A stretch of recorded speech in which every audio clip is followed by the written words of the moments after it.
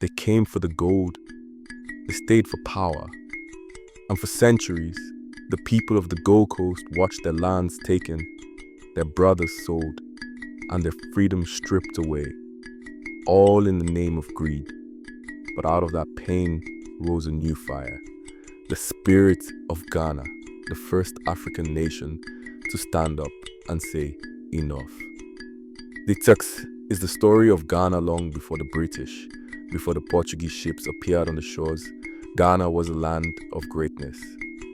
Empires like Ashanti, Dagbon, and then Kira ruled vast territories.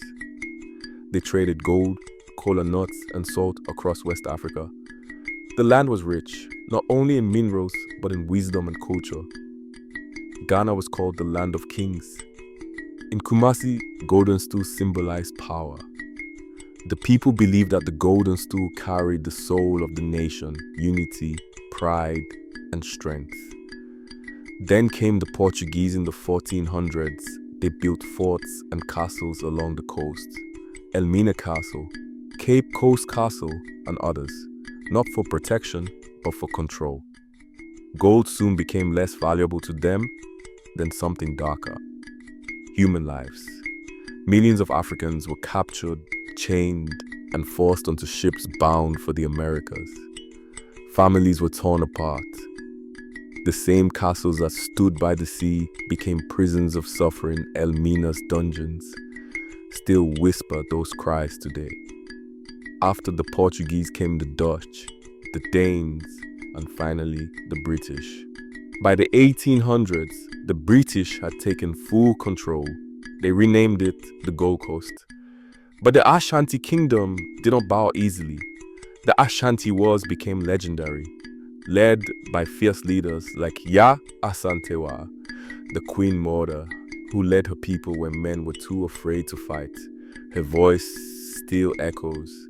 If you, the men of Ashanti, will not go forward, then we, the women, will. We will fight for our land. By the 1900s, things began to change. Western education spread, and a new generation of Ghanaians started to question British rule. They saw that the gold built foreign cities while their people remained poor.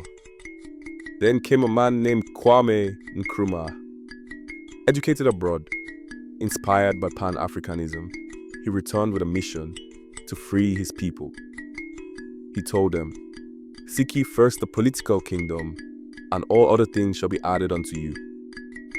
In 1948, protests erupted in Accra after the shooting of ex-servicemen who were demanding fair treatment.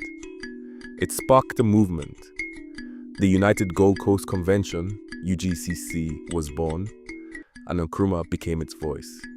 But the British tried to silence him. He was arrested and imprisoned. Yet even from prison, his name spread through the streets. Freedom, freedom, freedom.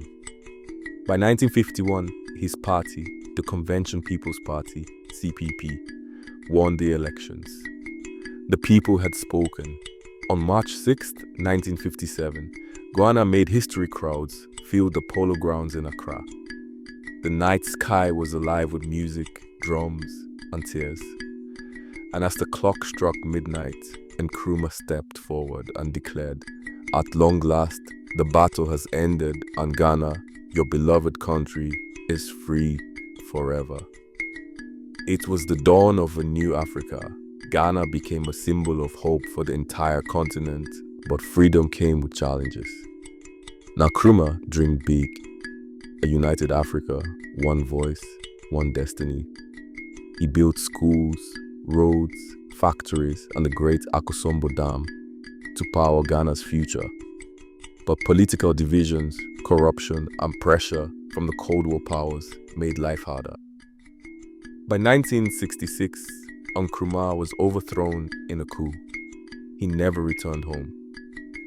The dream was shaken, but not destroyed. Decade after decade, Ghana rebuilt itself. Through coups, elections, and reforms, it found stability again today. It stands as one of Africa's strongest democracies, proud, creative, and full of life. The markets of Accra, the art of Kumasi, and the rhythm of high life music remind the world that Ghana's heart still beats strong.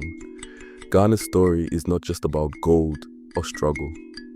It's about spirit, the same spirit that built kingdoms, fought colonizers, and rose from chains to freedom. Every time you see the red, gold, and green flag waving, remember what it cost. Remember the ancestors who never stopped believing that one day Ghana would be free. If this story moved you, like this video, subscribe for more Untold African histories, and share it.